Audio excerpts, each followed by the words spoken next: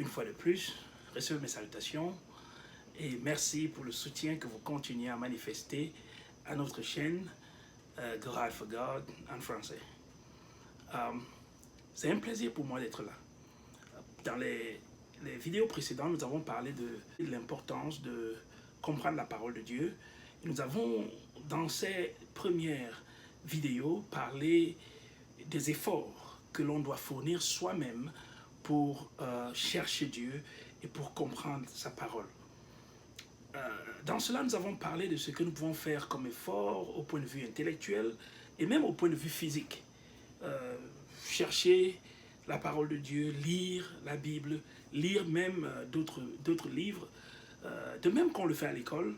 Lorsqu'on cherche à comprendre une thématique, on lit certainement le cours que nous avons reçu en la matière, mais on a souvent recours à quelques documents pour pouvoir comprendre. Je me souviens, nous avions des bords que les autres avaient eu à établir, où ils avaient fait des recherches, par exemple en mathématiques.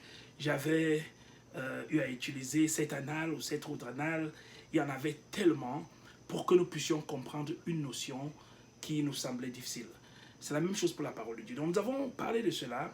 Je ne vais pas dire de fond en comble parce qu'il nous reste encore certainement de vous dire que il y a des techniques que vous pouvez utiliser, par exemple, derrière une concordance biblique, pour lire un passage et voir des correspondances de ce même passage dans d'autres livres de la Bible, et aussi des choses comme les dictionnaires bibliques. Mais tout cela est rassemblé aujourd'hui dans un endroit très facile que l'on appelle Google.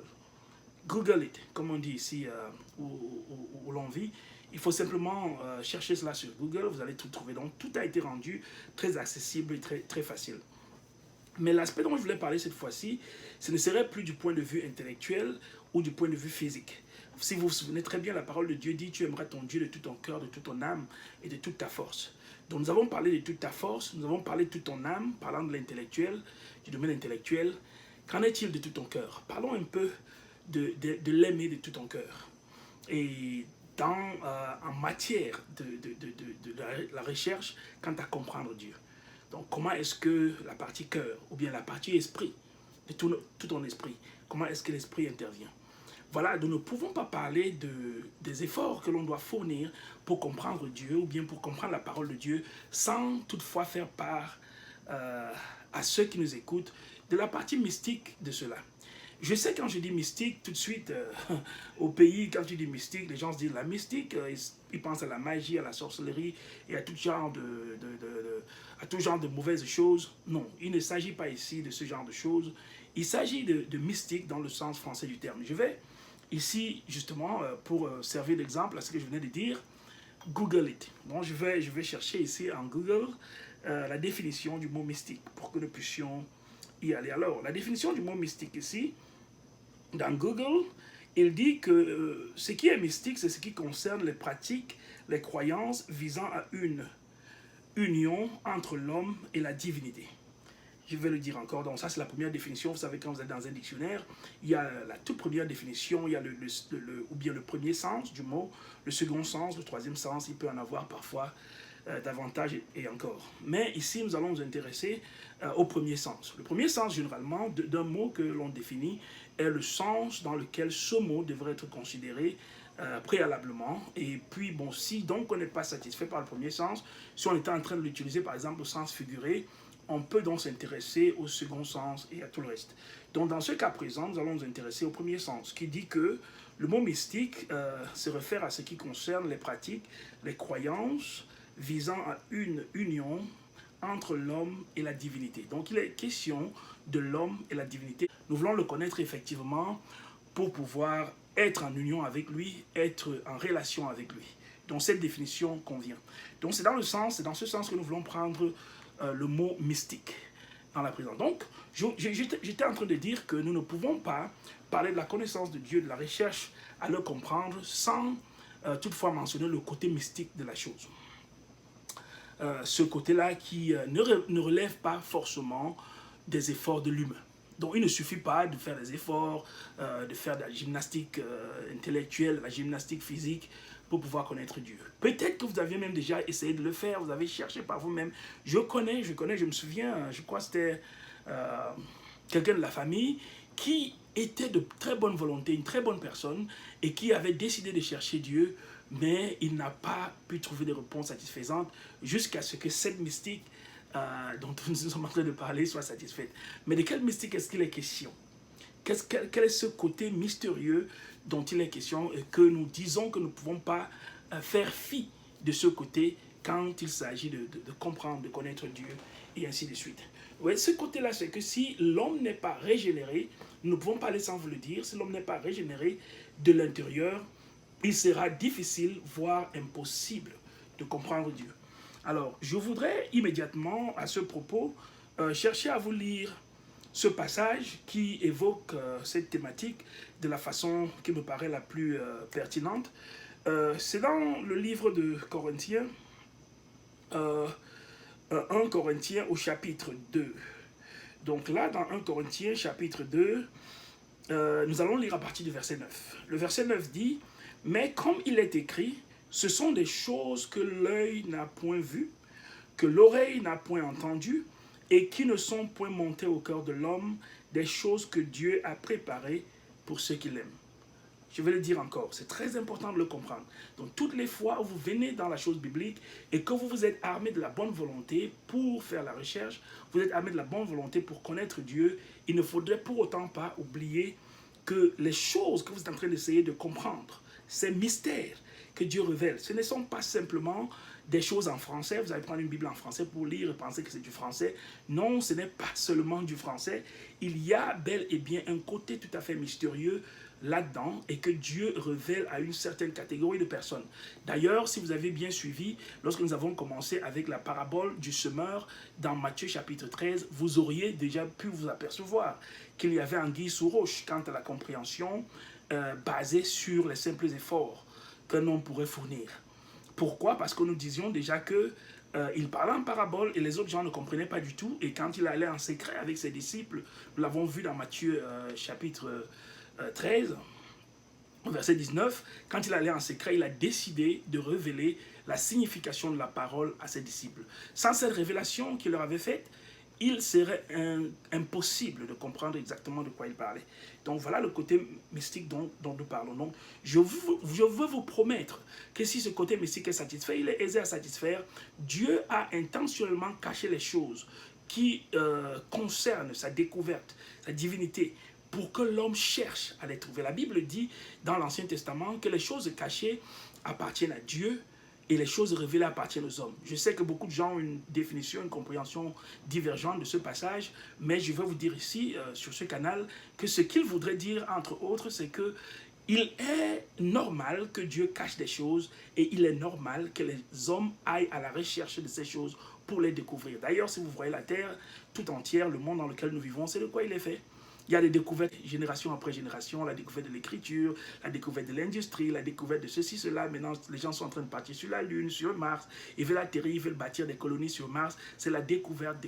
Dieu, les choses cachées, dit la Bible, appartiennent à Dieu et les choses révélées appartiennent aux hommes. En quelque sorte, Dieu, il est bon et décent que Dieu cache les choses et que l'homme s'attelle à les découvrir. Pour toi, tu n'es pas encore en train de partir sur la Lune et sur Mars et tout le reste. Tu n'as peut-être pas encore la révélation de comment prier pour les gens et qu'ils guérissent tout de suite. Pour toi, tu veux juste bâtir une relation avec Dieu parce que c'est là où nous tous nous commençons. Bâtir une relation avec Dieu. Donc, je voudrais que tu t'attelles à aller chercher, que tu y mettes tout ce que tu veux mettre comme effort, comme moyen pour chercher et trouver Dieu. Parce qu'il s'agit bel et bien de ton éternité. Mais pendant que tu le fais, je voudrais que tu comprennes que tu as besoin de l'assistance de Dieu lui-même pour pouvoir le faire. Et je vais, dans ce même canal, te dire exactement ce qu'il faudrait faire pour débloquer ce côté mystique et que les choses s'ouvrent dans ta tête, que les choses s'ouvrent dans ton esprit et que désormais, quand tu lis la parole de Dieu et que tu pries à Dieu, que Dieu commence à te révéler de quoi est-ce qu'il est question. Mais revenons sur notre passage, pour le finir, il disait, mais comme il est écrit, ce sont des choses, une fois de plus, pour que tu n'oublies pas, il s'agit de, je vais dire, l'épître aux Corinthiens, parce qu'il y en a deux, il ne faut pas l'oublier. Donc, 1 Corinthiens, chapitre 2, nous allons commencer au verset 9, qui disait, « Mais comme il est écrit, ce sont des choses que l'œil n'a point vues, que l'oreille n'a point entendues, et qui ne sont point montées au cœur de l'homme, des choses que Dieu a préparées pour ceux qui l'aiment. Dieu nous les a révélées par l'Esprit, car l'Esprit sonde tout, même les profondeurs de Dieu. Alors, l'Esprit sonde tout, c'est là le mystère. L'Esprit sonde tout, même les profondeurs de Dieu, verset 10. Donc, il y a quelque chose là-dehors, tu en as déjà entendu parler, il y a quelqu'un qui vit ici sur terre maintenant et qui est appelé l'Esprit Saint. Ce n'est pas une légende, ce n'est pas une chose, ce n'est pas quelque chose qui appartient seulement aux prêtres, qui appartient seulement aux pasteurs, qui appartient seulement à l'exorciste. Non, Dieu a envoyé l'Esprit Saint pour qu'il habite en toi, en tout un chacun de ceux qui le cherchent, en tout un chacun de ses enfants, du plus petit jusqu'au plus grand. Il faut le comprendre, comprends-le aujourd'hui. Si tu n'avais pas encore été convaincu de cela, comprends-le. Donc il a envoyé l'Esprit Saint pour qu'il habite à tout un chacun de nous. Et cet Esprit Saint, le rôle qu'il joue, c'est que la Bible dit, car l'Esprit, avec grand T dans l'Esprit Saint, sont de tout, même les profondeurs de Dieu. Lui, il va prendre de Dieu, il va prendre de Jésus-Christ et il va te révéler à toi ce qu'il est nécessaire de comprendre en ce qui concerne la parole de Dieu. Donc, allons-y, lisons un autre passage. Nous avons encore quelques minutes ici. Nous allons lire cet autre passage où Jésus un jour s'est écrié par rapport toujours à la révélation. Il était en train de parler à des gens qui ne comprenaient rien. Évidemment, ils ne comprenaient pas de quoi il parlait. Alors, il a commencé à dire, d'ailleurs nous avons fait allusion à cela, il disait au jour du jugement, les pays de Sodome et de Gomorrhe seront jugés moins rigoureusement que vous. Et il parlait de ce dont ces gens étaient en train de témoigner sa présence, mais qu'ils négligeaient. Et il vient finalement au verset 25 de Matthieu chapitre 11, verset 25, et il dit, en ce temps-là, Jésus prit la parole et dit, je te loue, Père, Seigneur du ciel et de la terre, de ce que tu as caché ces choses aux sages et aux intelligents, et de ce que tu les as révélées aux enfants. Tu as caché ces choses, ces mystères, cette mystique. Tu les as cachés. Bon, il ne veut pas dire tout simplement que les seules personnes qui sont capables de comprendre ces choses, ce sont les petits-enfants. Mais ce qu'il est en train de dire, c'est que tu les as révélés aux personnes qui sont comme les petits-enfants. Parce que vous vous souvenez, un jour, il a dit, laissez les plus petits venir à moi, car c'est à eux qu'appartient le royaume de Dieu et à ceux qui leur sont semblables. Les gens qui sont simples, ils ont un esprit simple, ils ne sont pas compliqués dans leur esprit, ils prennent les choses terre à terre, ils prennent les choses aisément, ils comprennent, ils ne savent pas de faire un peu trop par rapport aux choses. Donc, les petits-enfants, donc, comme vous êtes en train d'écouter ceci, vous pouvez vous décider à bas de ce canal, vous dites, voilà, ce gars, il a décidé qu'il va nous aider. Si moi je viens ici chaque jour, je prends de ce qu'il dit, j'essaie de voir si ça marche pour moi. Donc, je voudrais également lire un autre passage, toujours pour vous parler de la mystique, de la compréhension de la parole de Dieu. Un jour, Jésus était avec ses disciples, il les a envoyés faire ceci, cela, les a envoyés, prier pour les gens, délivrer et tout le reste, prêcher l'évangile. Et les gens sont revenus, les gens, ses disciples, ses apôtres. Ils sont revenus vers lui et quand ils sont revenus, il leur a posé la question de savoir ce que les gens disaient de lui, Jésus. Qu'est-ce qu'ils pensent? Qu'est-ce que les gens pensaient de lui? Qu'est-ce que les gens disaient qu'il était? Les apôtres ont très tôt fait de lui donner diverses réponses. Oh, ils disent que tu es Jean-Baptiste qui est revenu des morts. Ils disent que tu es le prophète Élie. Ils disent que ceci, cela. Mais immédiatement, Jésus les a assommés avec une question avec laquelle je vous assomme aussi. Il leur a demandé, et vous, toi qui me regardes là maintenant, que dites-vous, chacun d'entre vous, que je suis? Et là, le silence s'est fait remarquer. Il y avait un silence total, mais Pierre, l'apôtre Pierre a répondu et lui a dit que tu es le fils du Très-Haut, tu es le fils de Dieu, et ainsi de suite. Devant cette déclaration de l'apôtre Pierre, Jésus a repris la parole et lui a dit ceci. C'est dans Matthieu chapitre 16, à partir du verset 18. Donc tu peux lire le verset 17 pour voir ce que Pierre a dit, verset 17, verset 16 et tout le reste. Mais au verset 18, Jésus dit, et moi, je te dis que tu es Pierre, et que sur cette pierre, je bâtirai mon église, et que les portes du séjour des morts ne prévaudront point contre cette église. Cette parole veut dire que chacun qui croit en moi, l'église, ce n'est pas le bâtiment. L'église, c'est une personne, c'est toi. C'est la seconde personne, c'est la troisième personne. C'est chacun d'entre nous qui croyons en lui. Nous formons le corps de Christ qui est appelé l'église. C'est des notions qu'il faut déjà saisir de l'avance. Donc, il a dit, chacune de ces personnes, chacun d'entre vous, je vais vous bâtir sur ceci. Mais de quoi est-ce qu'il parlait au verset 18? Le verset 17 dit, Jésus, reprenant la parole, lui dit, tu es heureux, Simon, fils de Jonas, car ce ne sont pas la chair et le sang qui t'ont révélé cela, mais c'est mon Père qui est dans les cieux. Tu es heureux, Pierre, fils de Jonas, car ce n'est pas la chair et le sang qui t'ont révélé cela, mais mon Père. Pierre venait de dire quelque chose qui était très important, qui était une fois de plus mystique, dans le sens du terme que nous avons expliqué. Et Jésus lui a dit, cette révélation, tu n'aurais jamais pu l'avoir de par ta chair, parce que tu es un être humain physique. Non, ce n'est pas physique. Ce que tu viens d'avoir, c'est mon Père qui a déchargé, qui a téléchargé ça immédiatement dans ton esprit. Et je voudrais te révéler, Pierre, fils de Jonas, que sur cette pierre, sur ce genre de révélation que tu viens d'avoir là, je vais bâtir chacun de ceux qui croient en moi. Cela veut dire que chacun aura une telle révélation de moi.